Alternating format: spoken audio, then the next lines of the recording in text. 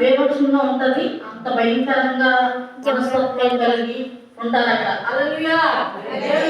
అలా మరి ఎప్పుడైతే అలా అక్షరంగా దేవుడు సేవ పరిచర్యంతా కూడా దేవుడు అభివృద్ధి పరుస్తున్నాడు, మళ్ళీ చేశాడు. అలలుయా ఏమండి, ఈలోపు అనుకోకుండా నాకు 2020 జూన్ 29వ తారీఖుని మ్యారేజ్ అయ్యింది. అలలుయా మ్యారేజ్ గురించి నాకు చాలా మంది చెప్పారు. ఏంటి నీకు పెళ్ళి అవుతుందంటే నాకు చెప్తే నువ్వు చేసుకో పెళ్ళయిందండి, ఎందుకంటే నాకు పెళ్లి చేసుకున్న ఆలోచన లేదు అని చెప్తే వీళ్ళు ఏమనుకుంటారు, నా బాబు మ్యారేజ్ అవుతుందా నాకు దేవుడు చూపించాడు అంటే, నాకు మ్యారేజ్ అవుతుందా దేవుడు నాకు చూపించాడు, మీకే కదా నేను మొండిగా వాదించేదాన్ని, ఎందుకంటే నేను వివాహం చేసుకోను.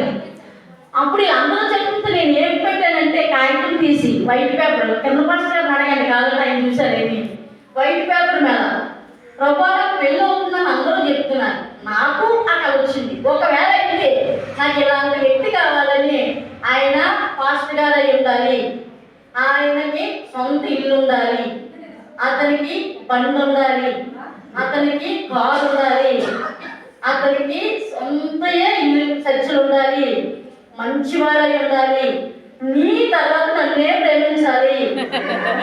నిజంగా అన్ని లిస్ట్ రాసి గోడ కంటించి రోజు ప్రార్థన చేసేదండి. ఇలాంటి వ్యక్తి నాకు కావాలి, 6 అడుగులు ఉండాలి, అది ఒక్కడే ఫెయిల్ అయింది అందులో. అలాగే మా ఆయన 5 ఏమిటి ఒక్కడే తప్ప మొత్తం అన్ని బండి ఉంది, కారు ఉంది, సొంత చెట్టు ఉంది, 2 చర్చలు ఉన్నాయి, ఒక ఇల్లు ఉంది, అన్నీ ఉన్నాయండి. ఏమిటి నన్ను బహుగాన్ని వాడుకోవాలి ప్రార్థన చేశాను, ఏదైతే రాశానో ఎన్ని టిక్లు పెట్టేశాను.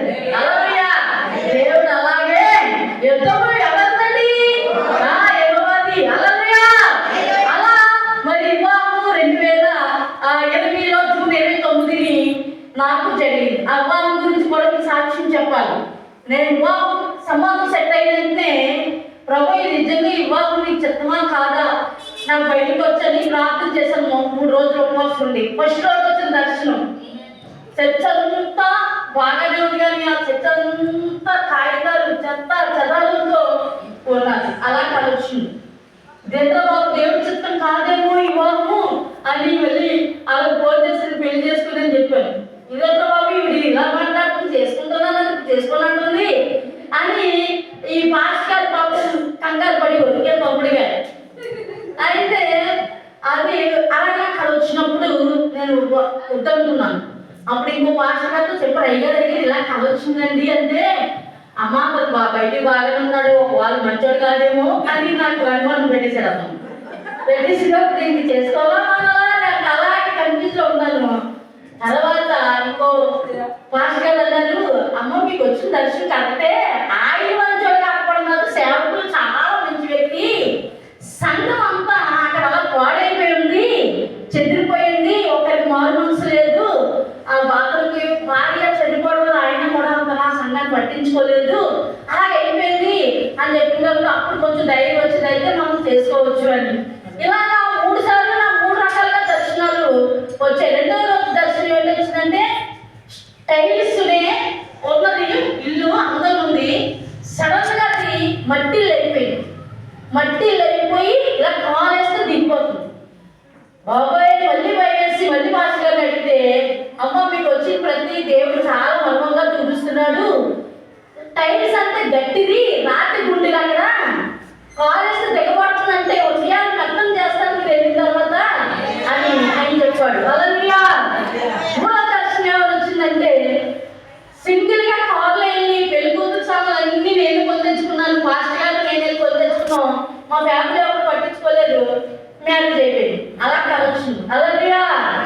డేట్ ఎలా వచ్చిందంటే, నిజంగా నా రోజు రెడ్ జోన్ కరోనా అనమాట. అప్పుడు బాగా చాలా మంది ఎగిరిపోతున్నారు, ప్రిపేర్ చేసుకుంటారు, చేస్తామంటే చేసుకోలేదు. ఇప్పుడు అందరూ జీవితాలు అటు ఇటు ఇప్పుడు పెళ్లి చేసుకుంటున్నారు, మా ఫ్యామిలీ ఎవరు ముందుకు రాలేదు. ఏమంటే ఏమైనా ఎందుకు వచ్చింది, అందులో అతను పెద్ద వయసు, ఏమన్నా తుప్పు అన్నదనుకో ఈవిడ ఎంతవరకు ఉండేది, ఆ భయం అది రాలేదు. పాస్ గారు నన్ను పెళ్లి చేసుకోవడానికి మా ఇంట్లో ఎవరో రావట్లేదని మా ఫ్యామిలీ ఎవరంటే ఎవరు వద్దు, నేను అబ్బాయి కాలేజీకి వచ్చి బయట తీసుకెళ్ళాను. అలాగే